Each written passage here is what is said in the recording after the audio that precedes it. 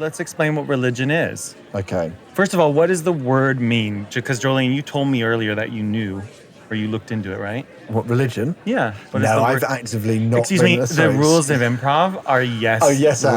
Yes and. Yes, I did actually. And it comes from the Latin reli, which means to rely.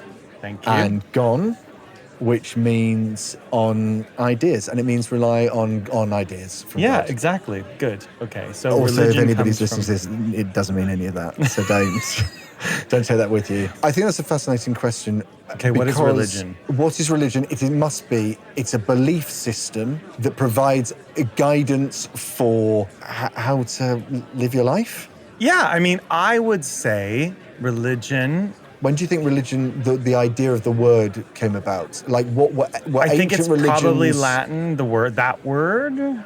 Many thousands BC, they weren't calling what they were doing religions. Yeah, but we would maybe call it a religion. Okay, hang on. Let me try to do an explanation because you said, what did you say? I don't know, belief system. Belief system. Okay, to guide how you live your life. I think it is a set of rules or kind of ancient texts. They are ways to organize and understand and tell the story of the belief system that those people have. So they believe in Jesus, let's say, Christianity. Nailed it. And so their religion is the organizing principles around that belief system. So like, what are the rules? Oh, okay. So you think religion is a term that sort of defines like the construct of it rather than, what it's all sort of based on? Yeah, because I think it's when people say, like, the organization, you hear people say I'm religious or you hear people say I'm spiritual. So spiritual, I think, is you feel connected to something greater than yourself. Mm-hmm. That doesn't mean a man with a white beard in the sky. It could just mean... I think Father spiritual Christmas. is quite loosey-goosey. Can't include that. Why not? Oh, I just said, no, because what I just said. What'd you say? I said Father Christmas. No, but I do think, so I think spiritual is not a denomination, it's not a religion, it is anyone can say they're spiritual, and you could even argue that everyone is spiritual if you want to, whatever. Whereas I think religion is like weirdly, I think religion comes from like the ego, the human, the need to make rules and stories and sense out of it. Whereas spirituality for me would be you don't understand it. You just feel when you're at a concert, there's something amazing. You feel everybody's doing the same thing, or you're at a play, or you're at a gathering, or you're at a church service, whatever. It's the feeling of being a part of something greater than yourself. Like when people say it was almost like a religious experience. But again, like this is the whole point of this, is that like it is something that literally impacts our every single day. I know, it's and really you and difficult. We can't like straight off the bat go, well, this is what religion is. Because the really interesting thing is, you have someone like, have you read the book Sapiens by Yuval Noah Harari? Have you read it? No. Okay, you should read it. It's an incredible book. Okay. But anyways. Maybe I have read it. It's sort of about the history of human beings. I absolutely have not read it, but I think you've talked about it before. But the point is... Get a new story. The point is that you could argue based on that book that like the current quote unquote religion is money, because it is a story. Oh, there's the bell. How did we do? So Adam, tell us what the definition is according to, and also what are you using as your source? Because I would like to know who is defining this. I searched my soul and I found this within me. No, I used the BBC on Bite Size, where they teach children about religion and RE. Oh, you nailed it. I'm going to say you nailed it. Yes, me. Yeah, Kevin nailed it for the audience listening. Thank you.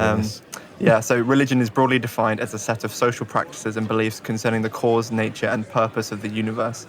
Crucially, they involve devotional and ritual observances, so like prayer. Wow, you really did nail it. Religion is the rules. I'm really smart. The problem is this is a difficult segment to do because I have so much Would you knowledge. say that, and would you say from the outside that I sort of guided him to that? I would say you're the purpose of the universe. Thank you. Wow. Finally, someone agrees with me. Wow. So, it's... I'm impressed, Kevin. Do you know what? Again, anyone listening to this, I'm genuinely impressed. The reason I chose this is because I thought you wouldn't know anything. You surface from the underground at Piccadilly Circus. Mind the gap. Making your way through the glittering lights of London's West End, you take a turn down a quaint-looking street into the notorious neighborhood of Soho. The lights are up, the crowd is buzzing, and yes, you just stepped into the best seat in the house. Welcome to The Big Smoke, a variety show podcast. I'm Kevin Bennett, and I'll be your guide through this experience of comedy, conversation, and community. This week at The Big Smoke, we're digging into ritual, heritage, and the curious ways we make meaning. From medieval manuscripts to mudlarked relics. It's the return of Sean Clark the Mudlark with an object worthy of a pilgrimage pulled from the River Thames. Then we'll hear a lyrical reflection on ritual from Rishi Rian with his poetic parish notice, My Kitchen Mirror. But first, he's the director of the Groningen Centre for Religion and Heritage in the Netherlands. Please welcome Dr. Andrew Irving. Thank you so much for joining us on The Big Smoke. Thank you. Thank you for the invitation. So for the listener, I want to explain basically kind of how we met, which leads me into why I when I started this podcast, I thought you'd be a really interesting person for us to talk to, because on The Big Smoke, we like to have really interesting people having interesting conversations. So about 10 years ago, I got my first job working for Shakespeare's Globe Theatre, and I was the associate director on a production of The Merchant of Venice. And something about The Merchant of Venice that is tricky is how it ends. So it ends in classic Shakespearean comedy fashion, in that there's a big sort of celebration, dance, wedding. Everybody sort of seems, quote unquote, happily ever after. But it's a tricky, problematic play because not all the characters have happy endings. And specifically, there is a character called Shylock, if anyone doesn't know the play, who is a Jewish man who, through a series of unfortunate events in the play, is forced to convert to Christianity. He's an older man. He has a daughter who's run away from him to marry a Christian, a big betrayal at that time. He's lost everything, his material goods, his home, and the final, so almost kind of nail in the coffin of punishment of this man at the end of the play is that they force him to convert to Christianity. And it is simply mentioned in the play, and then the other characters go off and get married and Happily ever after. live happily ever after. But one of my tasks as the associate director was to do some research into how we wanted to present certain elements of the play and how we wanted to tell the story. So at the time, quite a young apprentice director from Vancouver, I got my new opportunity to go to London and work at the Globe. And I got a bunch of different tasks in terms of research. But the one was, we want to visually represent and show how this character is being forced to convert to Christianity, this sort of horrible spiritual punishment put on him at the end of the play that is simply referenced in a couple of lines. Because we live in such a visual culture nowadays, modern audiences going to the play would probably almost blink and miss it in a way. So we wanted to visually see it. I don't remember how I discovered you, because you were, where were you working at the time? I was working at the General Theological Seminary, which is the Episcopal Seminary in New York at the time. And I don't know how you found me either. So you were in Manhattan. I think it was through some sort of mailing list with research people. Somebody recommended me, a friend of mine from Toronto. And so, but somehow I discovered you and your work, and I reached out going, this is what we're looking for. And we wanted to be, I had no idea that there would maybe be any historical accuracy for this kind of thing. This is a play written 400 years ago by an English guy, but it's set in Venice. And here's the situation, an adult forced to convert. Anyway, so from my memory, you came back saying, well, I could do some research, and you found I believe it was 16th century or 15th century. 15th century adult conversion ritual, like instruction manual. Yeah. Oh my God. So that warranted a trip to New York. So I kind of made that the foundation of a reason that I was going to go there and meet with you and some other people to prepare for the play. So here I was, like Vancouver, getting ready to go to London, popped over to New York. It felt very glamorous and romantic at the time. Met you in Manhattan to discuss this document that you very kindly translated from Latin. and kind of compiled it into a much simpler version for us because, of course, we couldn't do the whole thing. It would take hours. days, hours. It was a long thing. So that was how we met. And I remember one of the things that really stood out to me was that you had mentioned at the time that part of your work was studying ancient church documents, liturgy, specifically relating to rituals, and how learning about those rituals helped you perhaps understand what they were for and what they meant to people at that time. And the reason that really struck with me is that's like my whole basis of my work in theater. So not coming from a religious background or being connected to any church or anything like that. My church was the theater, and I was very interested in historical plays and what it meant to go to the theater 400 years ago and how we could use some of those principles and those rituals to learn about creating more significant theatrical experiences today. So that was such a draw. Can you tell us just a little bit about, what would you say if someone asked you, what do you do? So we get a bit of an idea of what you do and maybe kind of how you got there, because I know you're now living in the Netherlands. So you're not in New York, but you're from New Zealand. From New Zealand to New York to the Netherlands. Here we are in London. Tell me a little bit about that journey, how you got into what you're doing and what the sort of main field of work is for you. Well, first of all, let me say that it's the only time in my life that somebody has asked me to, we're looking for a specialist in medieval liturgy. I'm your guy. So, I mean, that was... Please. I can help. I can help. I'll do anything. So I'm kind of surprised that, though. I mean, especially in the theater world and... Yes, but I mean, I think the reviews of that play, I mean, they drew attention to that innovative decision to represent the conversion ritual, which was it's deeply disturbing. Of course, while everyone's going off to have a party, to have performed a forced conversion ritual was very, very profound. What I do is I work on medieval ritual, primarily Christian ritual in the Western European context mostly. And I see it as pulling together people's entanglement with things in space and time, how people make sense of space and time. I think there's a German-Korean philosopher who recently wrote a book about the disappearance of ritual, and he has this phrase that ritual is symbolische Techniken der Einhausung. So symbolic techniques of making oneself at home. And he quotes, I think, Saint-Exupéry as well, a French author, where Saint-Exupéry talks about rituals are to time what the home is to space. Rituals are to time what the home is to space. Tell me what that means.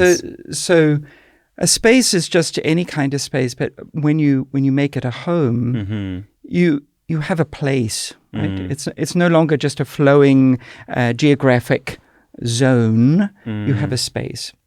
And rituals do that not only with space, but also with time. They create a kind of boundedness that enables us to feel at home in the flow of our lives, to distinguish between this moment and that moment, without losing a sense of our own identity embeddedness in it. So I sort of began exploring that really when I was a teenager. I grew up in rural northern New Zealand on a dairy farm in the middle of nowhere, really far away from cities or even towns. Which again is not, I would not expect the path that you've been on. So go on. That's all dairy farm in New Zealand. Okay, that's our beginning. That's our beginning. I don't know. I guess I always dreamt about finding other places in some way. Was it a very religious household? Was there a big interest in history? What was the sort of link that got you started to these topics? I think there's a bit of religion. My mother's religious. I mean, so it was in the background, but not really strongly religious. We were too remote to be closely connected to a church. We could only go every now and then. And it wasn't a particularly ritually oriented church that I grew up with. But when I was a teenager, somehow something struck a chord with me, and I started going to the local Anglican church. I read The Nun Story, Audrey Hepburn, The Nun Story. It's a film. Okay. So Audrey Hepburn makes a lovely nun, of course. And this little farm boy thought, wow, this is really interesting. Yeah. What I was fascinated by was her ritual existence as a nun. It all ends badly for Audrey Hepburn in the end, and she leaves the order. But I think I was interested in a kind of patterned existence somewhere. A very focused and patterned existence. What do you mean by patterned existence? Well, so ritual, very often, sometimes there are sort of kit set rituals where you do things like improv theatre in a way. But also, like theatre, there are repetitions. You don't just sort of make up the words of Merchant of Venice. Sure. You use set forms. Sure. But so there's room and there's repetition. And I was interested in this dynamic, right? And I still am in many ways, though now I'm also more interested in the material dimensions of these rituals. So not just the room and repetition, what people say and the actions that people make in theatre or in ritual, but also in the material aspects that enable this or constrain it. So things that people have or use in their rituals that end up shaping them just as much as they shape the things that they use in their rituals. And what's an example of that in terms of these are objects you're talking about? Yeah, exactly. Well, I spend a lot of time working on manuscripts. And manuscripts, you think, wow, people make manuscripts, so what? I mean, they're in control of the books. But actually, once you make a book, it begins to shape what you think the ritual is and what you think is possible in the ritual. So it's like if the tool makes the person as much as the person makes the tool. So I'm interested in how over a long course of action, say, for instance, we have codex books. So like the books that we mostly use are not scrolls, they're codexes. And this has a long history about why Christians adopted the codex as opposed to Sorry, the what's roll. codex? A codex is like Like a book that opens and closes. Opens and closes, like our regular paperback as opposed to books. what you think of as a scroll. Okay, right. yeah. So in the ancient world, they're all busy using scrolls. Okay. Both Romans and Hebrews, everyone was using scrolls. But Christians adopt the codex form in late antiquity. Now, And around when is this? well, so they're adopting it from the earliest times for Christians, so already in the 2nd century. In fact, all of our earliest Christian manuscripts are all in the codex format. There's hardly any in scroll. And there's a big question about why that is so, right? It's kind of a media revolution. It's not that, non-Christians in this early antiquity had codices, but they didn't use them for their important literature. They used them for like notebooks. For taking notes on things. So what's really interesting is that Christians adopted this and made really fancy versions of these kind of notebook things, right? Eventually dyeing them purple, writing them in gold. I mean, really fancy. What I became interested in is what does that format of media, the codex book, which we all take for granted now, what does that enable for Christians wanting to do liturgy? Is the way that ritual develops in the history of Christianity is dependent on that media form. And I guess there are theories to this, or is there an answer to this? What does it enable, or how did it change how people interacted with these rituals and these stories? The first thing that pops into my head is kind of a practical thing, which is I'm guessing you can get more in it, or it's easier to walk around with and read, maybe? Yeah, that's exactly right. So there's a practical dimension. Scrolls you don't usually write on both sides. So in a codex format book, you write on both sides. So you get more bang for your buck, as it were, more words in a compact object. It's like a zip file, as it were, in manuscript form. And that means you can manipulate large amounts of text more easily. The other thing that you can do, so initially they just get a whole lot of double sheets of paper and sew them together and fold them in half. That's not very practical because it starts breaking the spine. So they develop a technique for sewing smaller gatherings of folded bits of paper or parchment together. This means that you can reorganize. It's like a filing system. You can undo the binding and you can add more bits in. You can rearrange. You can edit as later on. Exactly. You can rearrange your files in the filing system, as it were. And we know that people did this a lot. And so this is, and it's critical for Christian liturgy because Christian liturgy uses lots of different series of texts. and integrates them and distinguishes them. So you need some sort of object that will help you flip between the different series. The other thing that a codex does is it divides text into chunks. We know this from like scrolling on our computers, right? Scroll endlessly. There's no division of chunks. Use your finger, move you just the screen along. and you never come to the end of the page, right? But of course, a codex goes, there's a 2-page opening. Yeah. There's your text chunk. And we know that Christians, also early ritual book writers, used this because they wanted a whole set of text on one opening at a time, so that they could visually consult without having to turn the page. So they used these kind of material aspects of the book, and that ended up shaping what they were doing in their ritual practice. So that's what I ended up exploring. And was this one of the first things that brought you into this world? Because it's such a, as you were telling us about it, it's such a specific thing. I'm thinking to myself, I'm putting myself in the dairy farm in New Zealand, Yes, and I'm thinking, how did you get from scrolls to codex from milking the cows or whatever? You know, like what could take us through the link to that a little bit? Okay, so I was interested in. No, I was more interested in the performance aspects of ritual when I started, really. It seemed to me it was a way of focusing the body, kneeling and standing and moving and doing certain gestures. That's what fascinated me about ritual, in my case, Christian ritual. And so then but I went off to university. I studied French and German because people said, you don't want to study ritual. Are you crazy? So I didn't want to lose French and German, so I kept doing that. But then I did study theology. I flirted with the idea of becoming a priest at some point. That didn't really work out. And then I worked in a bookstore. But then I finally thought, no, what I want to do is study ritual. So to do that, I had to go to the States. And I studied liturgy there, history, theology, practice, all these kinds of aspects at the University of Notre Dame in the Midwest of the States. One of the places has a summer school program in liturgy. And then I could see if I could make it in the big United States from my farm boy's background, and I could. And what's more, I could combine. When I'd studied French and German, I got an interest in the Middle Ages. I did medieval French and German, and I could combine my love of the strangeness of the Middle Ages, the weirdness of the Middle Ages, with my love of liturgy by studying medieval liturgy, and I could have my cake and eat it. What I didn't bank on is that this isn't a readily marketable skill set.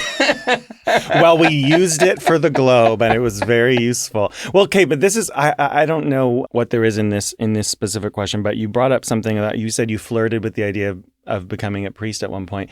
Why do you think because I was thinking, this is really interesting from an academic point of view and from a perspective of, I don't know if you consider yourself like an observer and a commentator on religion and those types of things, as opposed to a priest who maybe is very much inside it, ministering it. Is it just a preference that you fit more into that kind of academic side of it, or maybe it's not as separate as I think? No, I think it can be separate. For me, I've sort of always been a bit in between. Maybe this is the result of growing up as a farmer's boy, thinking about other places. So I've taught in a seminary context, so people preparing to be priests, and I've taught them about ritual. And that's one thing where you have to have, I guess, Pope Francis's phrase, you need to smell like the sheep. So also in a seminary, you need to smell like the seminarians a bit. What is that? Sorry, I haven't heard that phrase. You need to smell like the sheep. So I think that Francis was trying to sort of underline that bishops should not be so distant from their flock. Right. But I think when you're teaching, you also need to show that you identify as a learner in some way, and whatever the learners are looking for. In a seminary context, that means that if people are training for the priesthood, they need to have some trust in you, that you understand what they're longing for. And so I was trying to teach them liturgy sort of from the inside, as it were. Now this is not part of my job at all.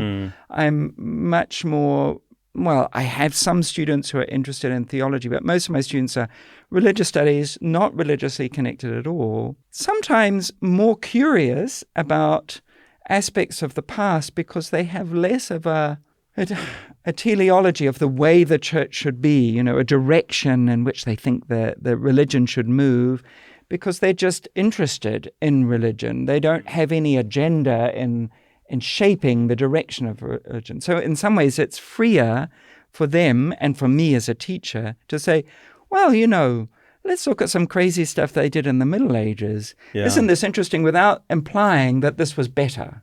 Right. Yeah. Or worse. Right? Yeah. I read that you worked in the Vatican Library at some point, speaking of the Pope. Yeah. What was that like? And what was that job? What part of your journey was that? So that was part of my doctoral research. So my doctoral research was a lot on manuscripts in Italy. And so I was based in Rome for a big part of my doctoral research. And I have to say, it is still the most special place for me to go. I think it's because there's something ritualized about entering the Vatican Library.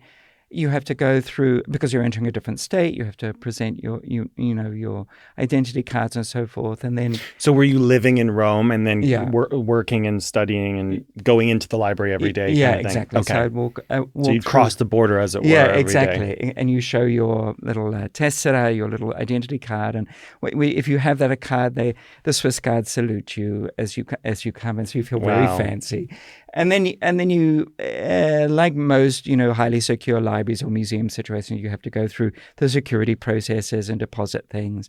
And then you go into this very beautiful room where everything is absolutely quiet.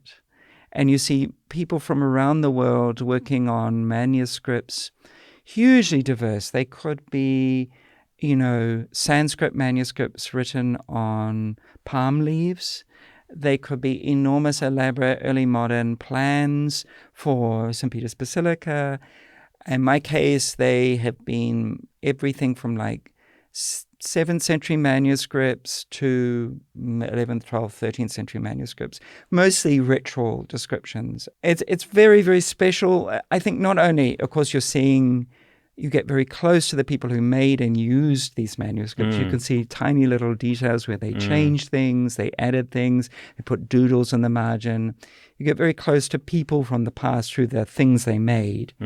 But also the space in which a community of scholars are making their own discoveries. It's a very special environment. And all of that's happening in silence. So paint the picture a little bit for us of this library. Is it massive? Is it what does it compare to? Are there how many people at any given time when you walk in? You mentioned it's silent. Yeah. I thought it would be really nice to just get a bit of an image for what that's like. Oh, sure. So you come in the entrance. There's a famous statue of a early theologian figure, a very contested statue, and then you go up a circle of stairs and you arrive in a sort of marble room. It's a sort of entrance, and from that point, it's absolute silence. Nobody talks. Is that a rule, or that's just what it is? Okay. And when I was first introduced there by my mentor, you're allowed to sort of whisper in the little entranceway, and then once you go in, that's it. The floors are all marble. The manuscript reading room is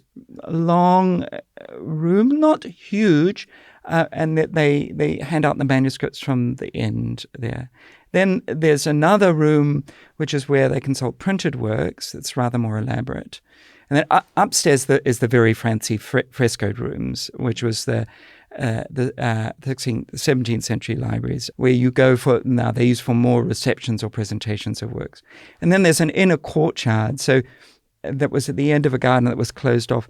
And that's the only place where you can get your coffee and lunch. So everyone goes off there and smoke, for the people who smoke. So you go off into this inner courtyard where there's a little fountain, also absolutely quiet. And then into this, what was a little niche there, where there was a fountain once, where they built a typical Italian bar, and you can get your coffee and your panino, and then talk with your colleagues about what you've discovered that morning. It's very special. Do you, speaking of space, you were talking about and creating a home and ritual, do you have a favorite document that you got to research or that you found while you were there? Or something that was maybe unexpected that you discovered? Yeah, well, I think I still refer back to there's a fragment of a gospel book. So it's a book. This fragment was copied in, I think we can date it pretty precisely, to 1070 or just before 1070. It was produced at the Abbey of Monte Cassino, which is in southern Italy, and it's only just 2 bifolios, so that means 8 pages of parchment with gold and illuminated initials. It's immaculately written and immaculately preserved. But it's just these 4 pages. And nobody had really, they knew of its existence. I didn't find it by accident. I had it on my list of things to check. What they hadn't really discovered was how important it was.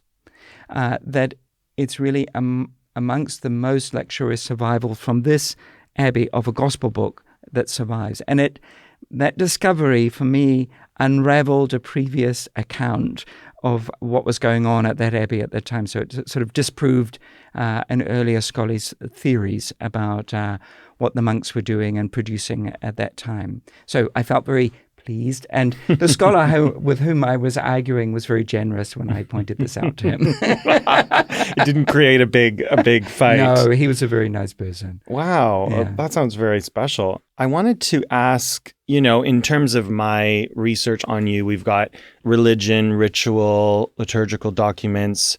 Trash is one of the things that you study, and heritage. Where does trash come in? Because you've written a paper on trash. It's very interesting. I'm particularly interested in it in relation to, we have a regular segment on the show from our resident Mudlark, who will appear in this episode as well. And in some ways it's sort of trash or items that are lost in the river. Yeah. And there's an item, I'm not going to say too much about it because I don't want to give it away for those listening in the episode. So where does the topic of trash come in terms of your work? It's my own internal perversity. No, I think, listen, it came in, sometimes things just occur to me. And I guess that's sort of creative side of my work.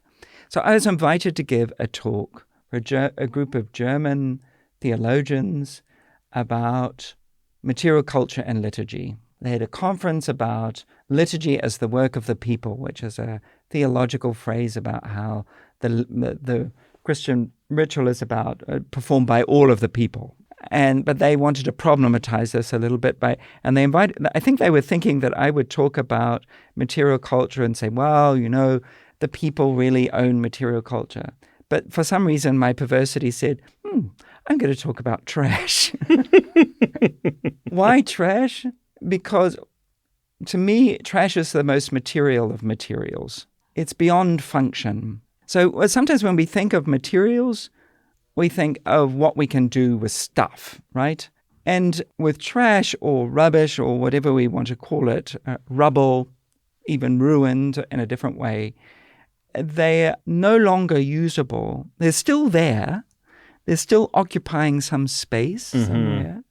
They may have been deliberately or not deliberately discarded. So it's material that is beyond our regimes of control. And so I'm interested in this. There's an author who writes about trash as being matter out of time. So whereas there's a way of talking about dirt is matter out of place.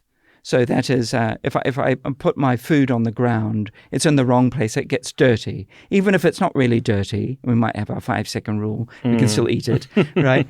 But if it's in the wrong place, then that's what makes it dirty. So it's a kind of constructive idea of contrasts, all right?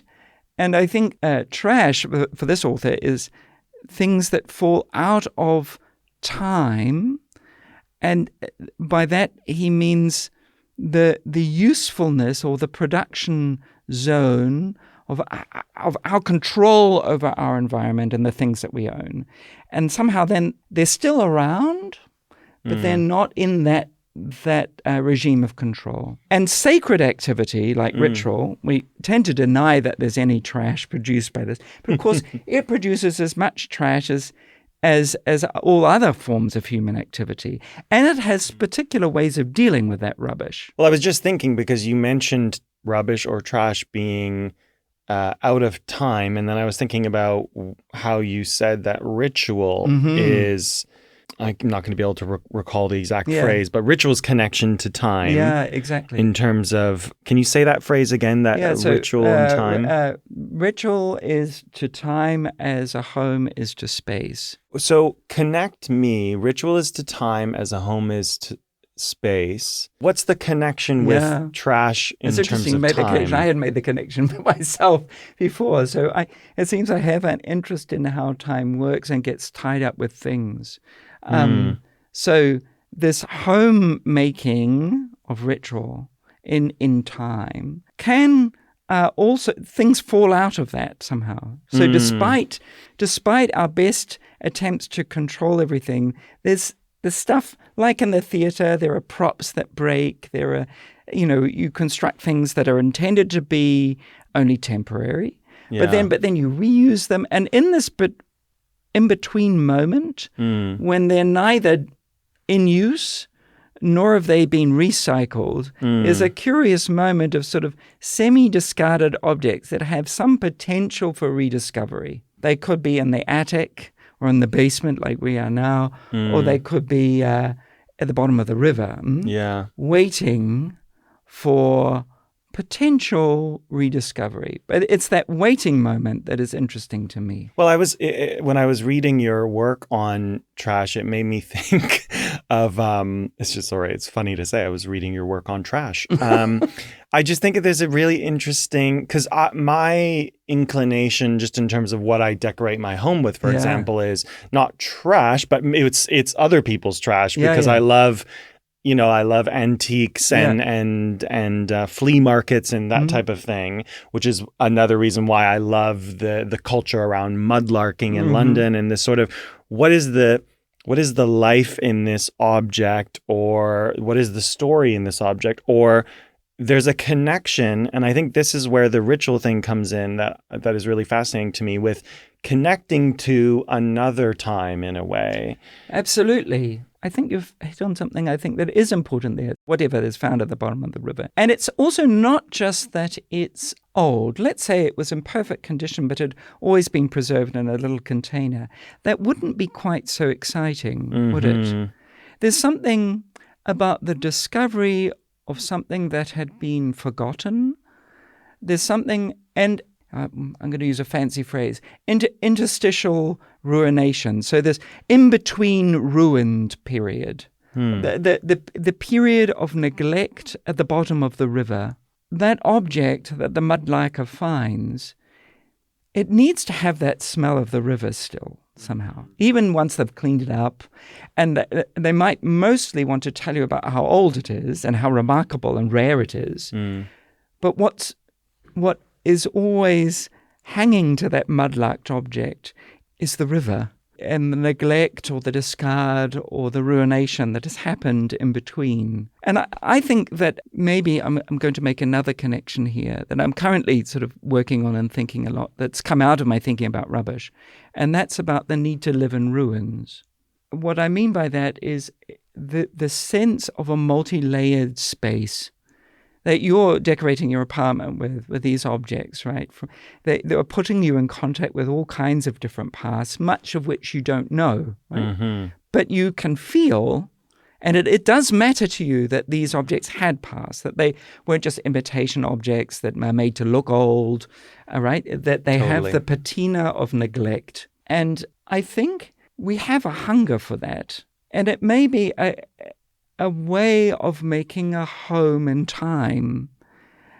If we live in an entirely fresh, out of the package environment that has absolutely no trace of damage or ruination, nothing from the past, it's all hermetically sealed in the now, which the stores are all selling to us at all times.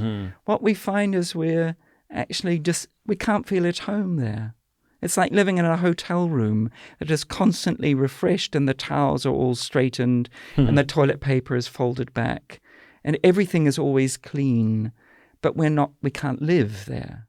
So what do you think I mean, this is probably a big general question, but in terms of looking at ritual from a contemporary context, because history seems to be full of ritual, religion and otherwise, what do you think is the importance of ritual? And also, I guess how can we, when we learn about that importance, bring that into our lives now when we don't, many people don't go to church, many people don't celebrate festivals. I mean, we're sort of the least connected and the most connected as a society.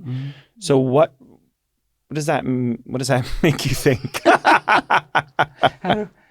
Well, I don't know what the answer to this is. I think people are surprisingly resilient and creative, actually, in finding the rituals that they need. So I think a path in is through theatre. Often creative organizations help people get in touch with their bodies a bit more and their environment in a kind of playful way. They help people to play in a very serious way. I'm not meaning just for distraction. Yeah. Actually for attention. Playing to attend in an open way. But what is hopeful to me is that actually I find that the students I teach are actually more open to doing things than I often to do with rituals. Sometimes I get nervous about so I teach a lot of art history students who are in a curatorial program. I teach them about museums and religion. And initially I thought, no, I'll have to apologize to them about the religious aspect of this, because I'm not trying to convert anyone. Sure. There's no agenda here. And they're totally not anxious about it. They're just curious. And they're actually interested in the possibilities of religious objects. And I was talking yesterday to a group of scholars in a workshop here in London about how to teach medieval liturgy. And we were having a sort of round table about what do we need to do. One of the contributors, or actually one of the participants, shared what she does in Bristol. She's teaching music students, and she gets them to, they're not religious, they're music students from very, very diverse backgrounds. And she gets them to sing, to learn to sing the monastic office and to journal while doing it. So that during the course of their course, they have to do it morning and evening. They have to sing every day. And they have to journal what their experience is of this, and then they maybe create a blog. So it's not about their musical perfection. It's not really about doing exactly what they did in the Middle Ages. It's just a practice so it gets in their bodies. And actually the students, and also they take a pulse measurement about what happens to their pulse while doing this, and then to do it in a group and for them all to measure their pulse, to see if their pulses align. And of course they do. Yeah. But what's refreshing to me is that these students are not anxious about this professor of music is trying to make them all into mini monks or something, right? They're actually sort of open to what does this one form of one sort of ritual, not very complicated ritual, just singing some stuff, what that does to their bodies, to their minds, and to their sense of cohesion.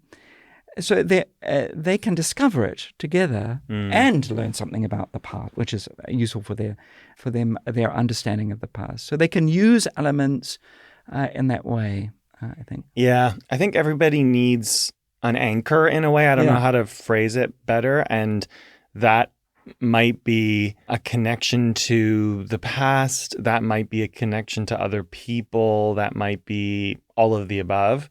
But that's the thing I was thinking about in our kind of contemporary society that doesn't really have, putting even religion to the side, it's like a lot of people, for example, don't want, if someone is preparing their will, let's say, they don't necessarily want a funeral. Yeah. Don't make a fuss over me. Or people are not having, there's just all the different things that we do to celebrate passages of time and all of the rituals. Yeah. It seems to be that people think it's like in order to be a modern person, you don't need that. Yeah. And I think people do.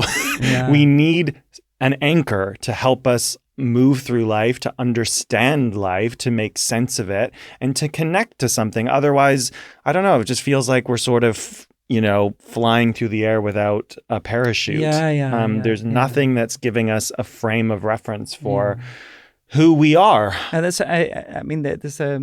another German, of course, the modernity is characterized by this desire for fluidity. So everything is fluid, and that's liberating in many ways. This farm boy from rural northern New Zealand, I'm not naive. A century ago, this would just be inconceivable that I would be ending up working in the Vatican Library and teaching in the Netherlands.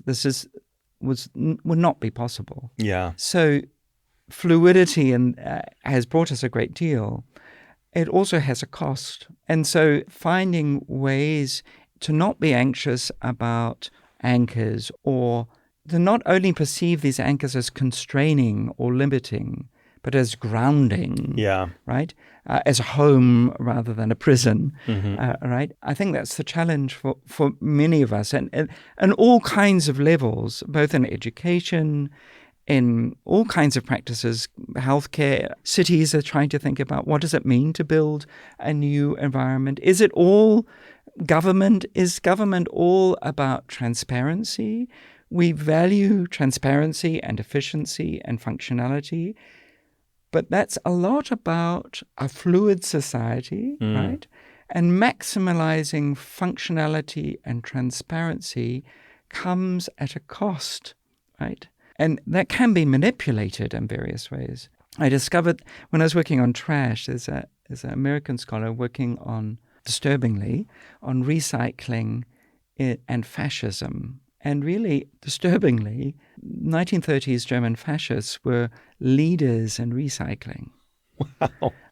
Even before the war effort. So it wasn't only about, war restrictions and recycling stuff because of the war effort. It was also a whole approach that everything should be functional. Everything. I mean, we're talking down to toothpaste tubes, and then, of course, the ultimate horrifying functionality of the human body. Right. So when we think about how to push back against the fluid society, and maybe this is my interest in trash, how can we protect the trashiness of trash? How can we allow there to be a boundary that is not just making everything usable? Because if everything is usable all the time, we're very, very, very vulnerable to manipulation by the people who want to use us, right? If everything is functional and should serve some production, whether that be education, whether it be the health system, whether it be the theatre, it should produce tourism and economic viability. If everything is production-oriented, we begin to lose any anchoring, and we're just another part of the flow. Yeah. And somebody's benefiting from that flow. So, that's a rather dark side, I guess. And that's the big smoke. Well, actually, we're almost out of time, believe it or not. I've just got one or two more questions for you. What are you working on now that interests you or that excites you? Because I know you're working on heritage and different topics. So what are you doing now in the Netherlands? In the Netherlands, I'm working on heritage. So heritage often sounds very stuffy and formal.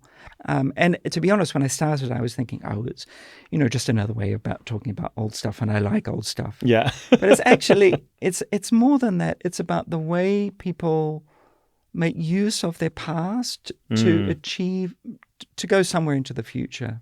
And those people could be people in power, but they could also be marginalized groups who are trying to defend their identities in a shifting, fluid society by making use of things for the past that they want to transform for the future. It could be their food practices, their dance practices. It could be any number of things. It could be they were a mining town and they're preserving, the lunch practices that the mines are all closed, but they're preserving their identity through certain, pasties that they all made and took off into the mines.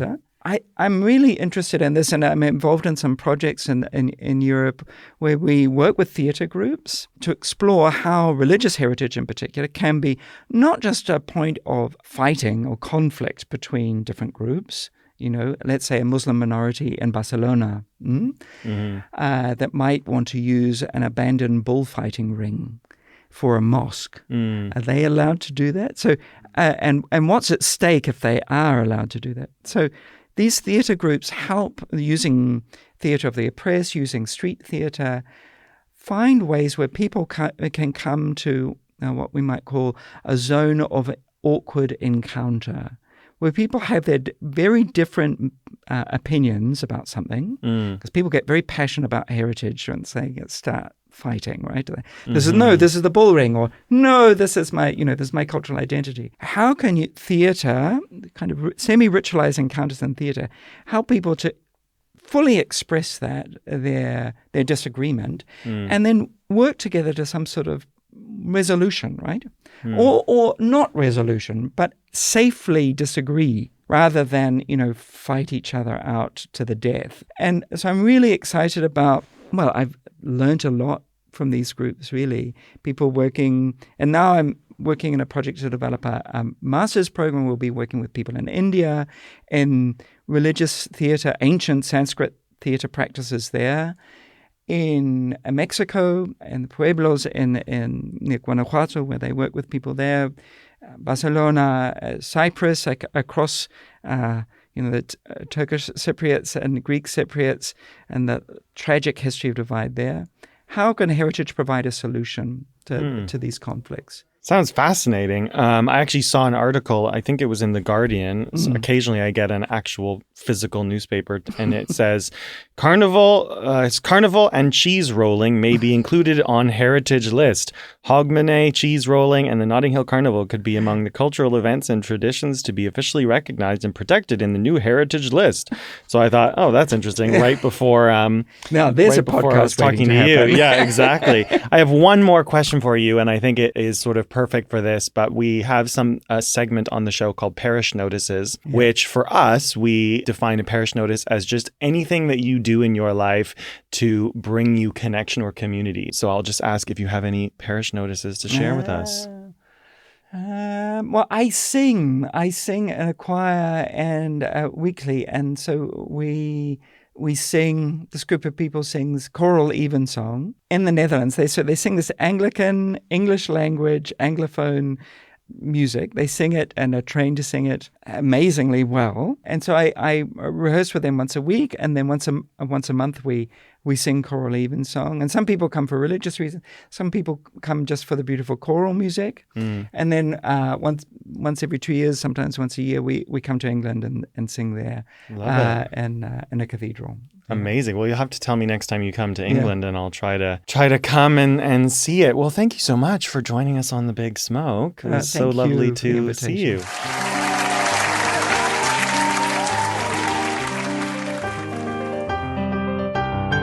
In the heart of Londinium, Lugdenham, London town, let's just call it the Big Smoke, is our River Thames. It is the living, breathing artery of our city, rising and falling every day with the tide. Because it is uniquely a tidal river, there are a group of licensed historians called mudlarks who bring themselves to the foreshore every day and with only the naked eye help uncover the history of London in an effort to learn about the everyday people who have inhabited our corner of the world. So, it's time for us to venture down to the river and visit with Sean Clark the Mudlark to find out what has found him lately. Hello Big Smoke listeners, it's Sean Clark down here at the Thames foreshore, and I wanted to tell you about a special object that found me very recently. But before we get going, let me tell you a bit about myself. I stumbled upon mudlarking in 2020 after my beautiful wife Trudy passed away. The peacefulness of the foreshore and the magic of the River Thames giving up its secrets on every tide is quite spiritual to me. I like to say that the artefacts find me rather than the other way round. Bone dice, beads, pilgrim badges and coins are some of the treasures that I've added to my collection of foreshore finds. But trade tokens are the things that I love the most. These small copper tokens send you on a journey of research and discovery, uncovering the lives and stories of the traders who issued them over 350 years ago, during one of the most turbulent periods in our history. There were over 15,000 traders who issued tokens between 1648 and 1672. Over 5,000 issuers in London alone. So, what do you have for us today, Sean Clark? Kevin, today's find is a Pilgrim Badge Mount. I found this beautiful Pilgrim Badge Mount on the foreshore. It was sitting in a small pool of water just looking straight out at me. It is a beautiful scallop shell mount which would have been worn on your hat or coat whilst doing your pilgrimage. The badge dates to the 1400s. Wow. If you know your saints, the scallop shell is a symbol of St James. The story goes that King Herod had James executed in around 44 AD. Somehow they managed to retrieve his headless body and took it back to a place in northern Spain called Santiago de Compostela. James was one of the early Christian martyrs, and for centuries pilgrims would travel to Santiago to the tomb of James. They still do the pilgrimage today. It's called the Camino. Now this is where it gets magical. Not even a stone's throw from where I found the badge is a church. When you look above the door of the entrance of the church, there is a large stone scallop shell. When you enter the church, there are scallop shells everywhere. The church is called St James Garlic Hive. During medieval times, the Spanish traders would bring garlic to London and they adopted the church as their church in London. They would then take the English pilgrims, all wearing their pilgrim badges, back to northern Spain to a place called Ferrol.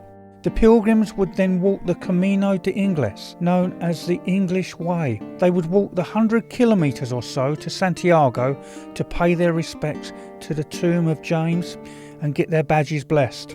I have a mudlarking friend called Millie, and she was born in a place called Santiago de Compostela, and her mum still lives there. So Millie's took the badge back. It's been on a journey. It's gone back to Santiago, and she's recorded the journey. She's walked the pilgrim route all the way to the cathedral, and it gets better. We have had the badge blessed again for probably the second time in 600 years. Beautiful, wow. Where do you think this badge was made?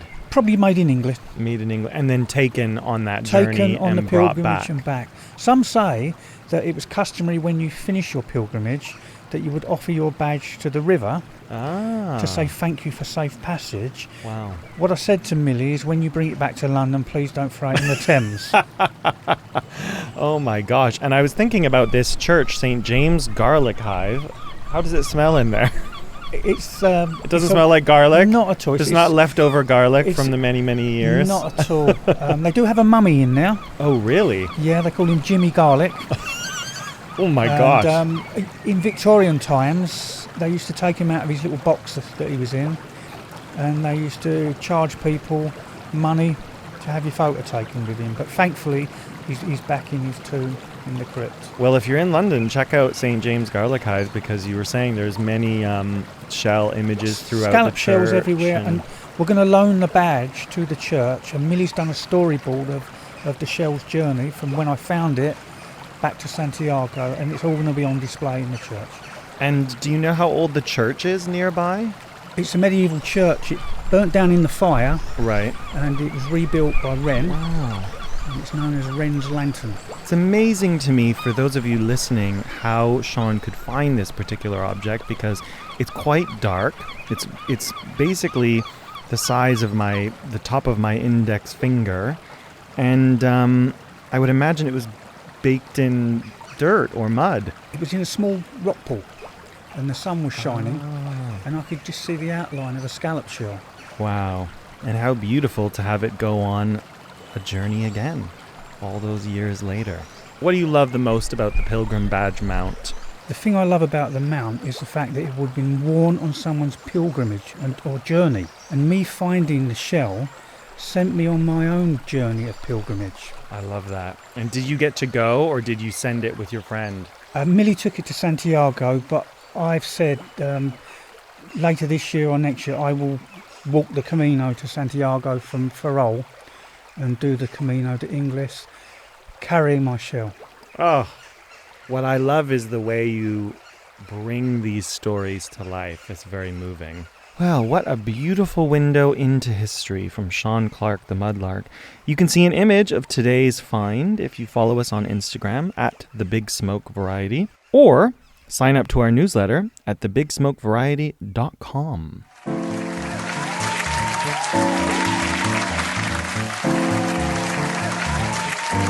When the bells ring out across the big smoke, we like to hear how you are fostering connection and community. So let's check in with our assistant producer Adam and see who he's found on the streets of London this week. Hello, I'm Adam, and I've just managed to get myself quite lost. I was just listening to that fantastic interview with Andrew Irving, and I've got myself into a completely different part of town. I just almost got hit by a bus as well, which is always good. All I know is that I'm near a Snappy Snaps, but hopefully I can find my way home after this. But oh, hello Ahmad, how are you? It's so crazy that you're here. You always end up getting the Parish Notices for us, but we never hear from you. Listeners will have heard you on the show, but they may not know your story. You're originally from Burundi, a place you left 8 years ago. Since then, you've been on a journey through many different countries around the world.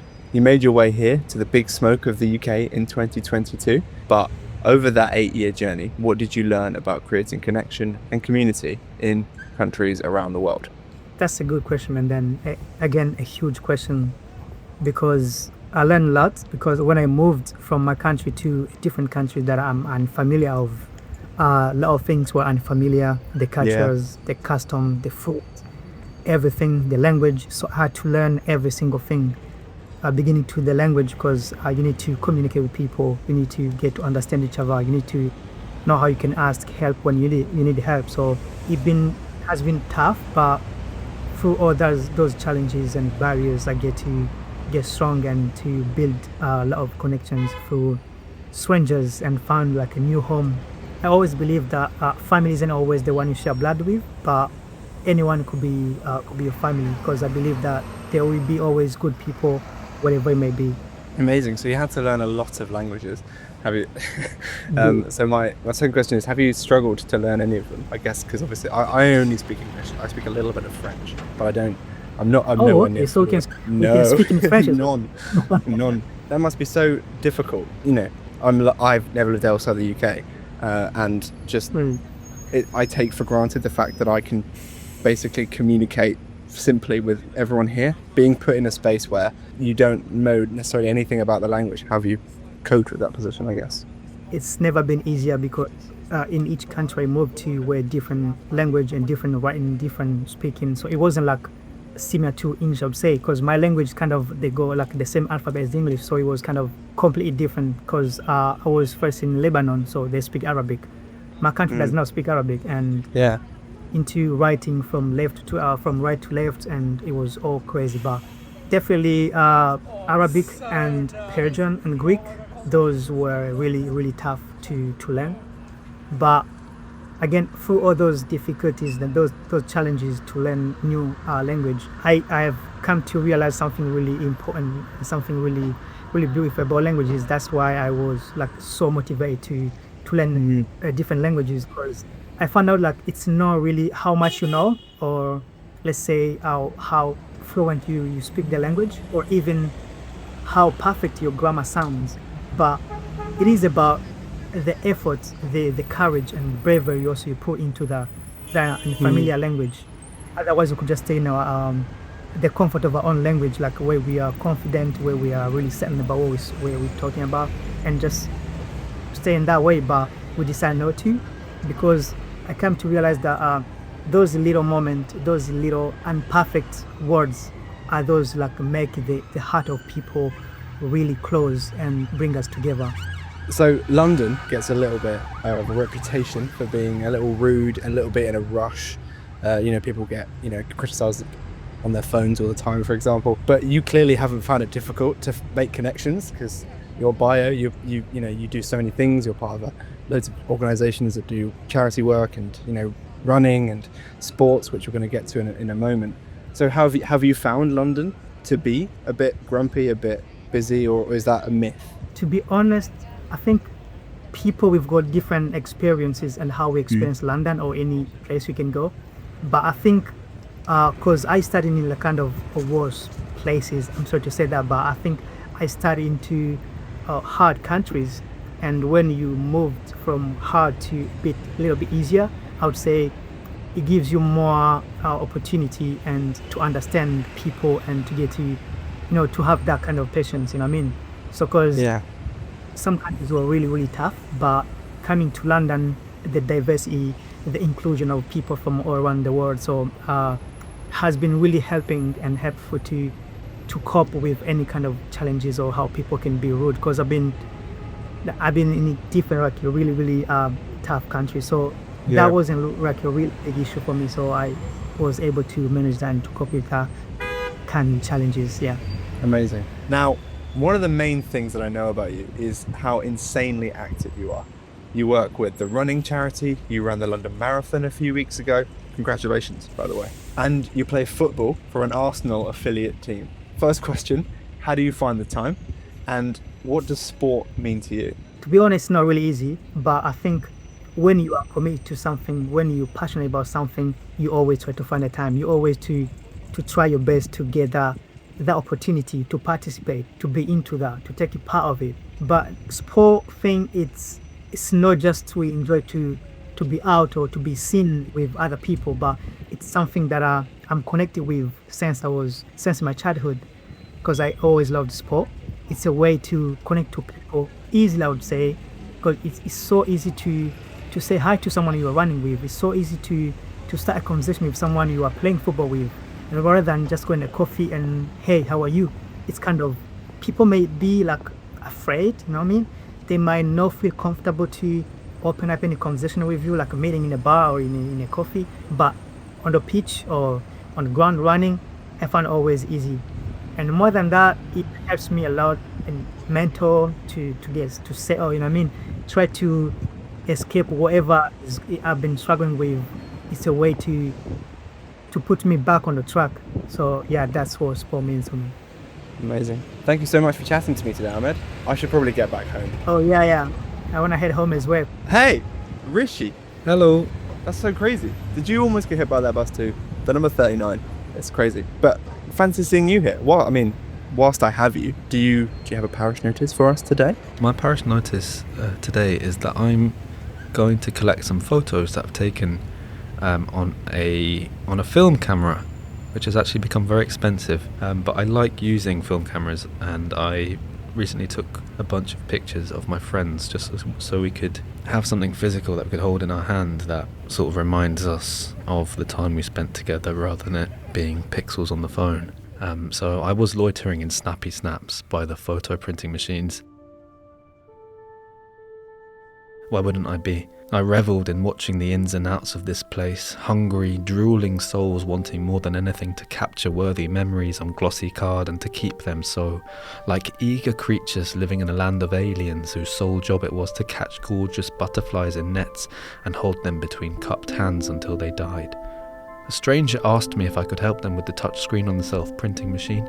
I said I'd be happy to, but one of the staff members was quick to interject with a "he doesn't work here," which slightly ticked me off, to be fair, for I had the skills to help, but had been sullied from doing so by bossy boots over there.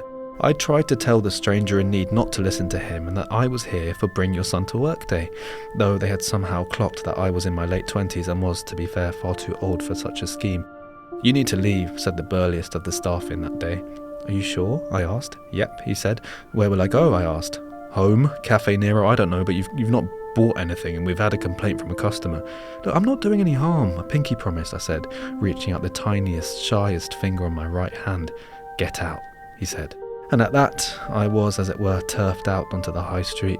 Like a dog who had crossed the line and bit a family member, I toddled home, tail between my legs, snacking on chipsticks on the sofa and waiting for time to speed up, waiting for the hour acceptable for sleep, willing to let my limbs fall away from my body and do their own thing in dream world, to tug me in all sorts of directions and drag me into all sorts of landscapes, cityscapes that smelled slightly familiar, and to cut my own cheek and tell me it's really not as bad as it seems. I went to the kitchen mirror that lived next to the light switch, and I observed the man I saw. I do this every night, and it was getting harder and harder to accept. In a fit of pain or something similar, I got close up and personal to the mirror and really looked. The craters, the hedges, the volcanoes, the grass. The closer I looked, the more beautiful I seemed in bite-sized pieces only. I was in fact more beautiful like this up close. Like a little Christopher Columbus I was, navigating the waters of my visage, giving tufts of stubble Latin names. I picked up my old camera and took a portrait of my face. I was a landscape photographer, I thought. If I turned myself into a landscape, no one can argue with my beauty. If I was a landscape, I wouldn't do it again though, of course. I was beautiful in that second, in that moment captured. I had to keep it that way. At a work meeting the next day, my manager asked me if I've been okay.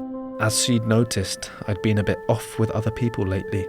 I told her I've been better, but that day wasn't really worth going into, and whilst pointing at my own eye, asked if she saw the specks in my iris and whether it reminded her of the moment orange squash mixes with water, or the moment a sea creature expels its ink. She shrugged the whole thing off, but I thought it was a fair question. She handed me a leaflet about counselling and I blew her a raspberry, whilst containing the dire urge to swear. I thought about the landscapes of my face, the ones I had captured. I wondered about the canyons and the valleys. I wondered about the potential for vultures and carcasses. I shivered and I stamped a large photo of a bald eagle in the middle of my kitchen mirror that same day. I bought an explorer's outfit off Amazon, named after the river of course, and made it my preoccupation to explore the landscapes of other people's faces with my camera. It was, after all, what I was destined for, after that epiphany in the mirror. I hardly took the outfit off, to the frankly unfair umbrage of others. At my new university, I'd be told I had to shower and arrive in clothing other than my explorer's uniform, or I wasn't allowed in seminars anymore. I'm a Columbus though, I told the head of the department. He wasn't having it, and shut the door curtly as I left his office. After being removed from the course, I joined a bunch of clubs. At Bridge Club, it took me 3 weeks before I asked Alan if I could photograph him. He asked me if it was for a project. I told him it was a project of sorts. I told him I just wanted him to realise his face is a landscape too, and that he could be beautiful, even if just for a moment. A similar turn of events occurred at Ecstatic Dance Club, Fencing Club, and Metal Detecting Club. An innocent request made to be met with frowns. "But look at that valley," I said, pointing to the space between Nisha from Poetry Club's eyebrows. "It's gorgeous," I'd say. No, nobody understood me. I refused to join a photography club, it felt too obvious. In fact, I gave up on clubs altogether. At the job centre now, they asked me what skills I possess. I told them I was an explorer, a photographic explorer, I said, interested in the ritual of capturing landscapes with my camera, obsessed with crossing the ravines and finding waterfalls that spoke of unattained dreams. My home, I told them, was plastered in photographs found in second-hand stores. That's how dedicated I was. My kitchen mirror, the only one I kept, had been over the past months covered with photographs famous and found. Under my bed, I told them, I had boxes of postcards written in the past in various hands, illustrious cities or landmarks bearing words of longing. Have you ever longed for anything, I asked them. They say we all do, we all long. I told them I had half a photography degree, and I landed a job through my own means, weeks later at a local paper. I was commissioned in this job to photograph local stories. I'd never make the front pages. My remit was the ancillary, a missing ring found, a dispute around the planning permission granted for flats on the site of a local football pitch and park. I enjoyed my colleagues, though I had a run-in with my boss after my photographs had become what he described as portrait-like, and that I was only supposed to document events rather than people. That night, I felt defeated. I strolled over to my mirror, who I had been avoiding, who I'd plastered over, who showed me in its tiny remaining triangle of mirrordom the vision of an eye glowing in the moonlight of longing. I'll show them, I thought. So, in the night, in the dead of night, the hours where the foxes revel and the stars cry in their baskets, where souls become braver, I walked to the office. I pondered on my time until now, how many years I had hidden behind shy glances, how many times I had to repeat what I had just said, how many photographs I installed on my walls like little plasters on an otherwise crumbling place. The truth was, I had not taken an image of myself since the day I was removed from Snappy Snaps, where beauty of sorts landed in my hand like a map of the world in that moment. And so I did, in the night, into the office, and printed a portrait of myself that I had taken on the front page. A moment in time, a singular moment, the moment I was a beauty, the moment I became a landscape photographer. The office boasted a large mirror by boss's office. I'd usually avoid it, turn my face away, but something this night drew me towards it. Morbid curiosity. So I examined my face for the first time in what had felt like an eternity. I had noticed, of course, the valleys and canyons of my face had evolved or eroded in ways. What I thought might be a derelict place gave life to new sands, new shores, new beaches, where ritual, repetition, the 7 days a week, 24 hours a day gave rise to tides and newer lakes. I thought of the faces of those I loved, the ones whom I keep either at arm's length or through microscopic exploration, of Alan and his troubles, of the scar on his cheek and the mountain range he inhabited. I was, of course, fired from the job and turfed out again onto the high street, where I walked home with a pile of my newspapers under my arm, wondering whether or not, with my front page portrait, to plaster up the last remaining triangle of reflection in my kitchen mirror for good, or whether it was time to meditate on new sands, taking this whole exploring job seriously. That was My Kitchen Mirror by Rishi Rian. If you'd like to read his poetic parish notice, sign up to our newsletter at thebigsmokevariety.com. Well, that's our show. Thanks for spending time with us here at The Big Smoke. I hope something in today's episode sparked your curiosity. If you enjoyed it, please share this episode with a friend. It's how we grow this quirky little ritual we've got going here. Until we meet again, in The Big Smoke.